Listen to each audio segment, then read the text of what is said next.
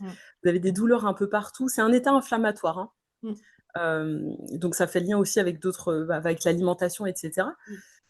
L'état sympathique, c'est un état inflammatoire. Donc on va avoir des douleurs chroniques, des maladies Mmh. inflammatoires et cetera et quand Et on toutes régule ces le système pathologies nerveux, on désinflamme. auto-immunes, tu vois, comme je pense à la fibromyalgie, où en fait, et bah, que c'est tellement dérégulé qu'à un moment, le corps est souffrant tout le temps et il y a cet état de fatigue tout le temps.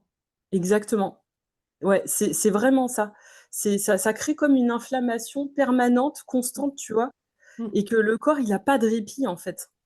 Ni le corps, ni le mental, parce que Mmh. ça aussi, c'est un moyen de repérer votre activation sympathique, c'est-à-dire que ça tourne tout le temps, tout le Mmh. temps, tout le temps, tout le temps, tout le temps, en boucle. Et là, vous avez, toute la cartographie du sympathique. Ouais. Et donc, du coup, en général et là, c'est ce qui se passe, par exemple, pour les personnes qui font un burn-out, c'est qu'on est resté trop longtemps en sympathique, donc tout le système est épuisé, le corps est épuisé, le mental est épuisé, hein, et du coup, qu'est-ce qui se passe? Tout se coupe et là, on bascule dans le niveau ultime d'insécurité qui est le parasympathique dorsal.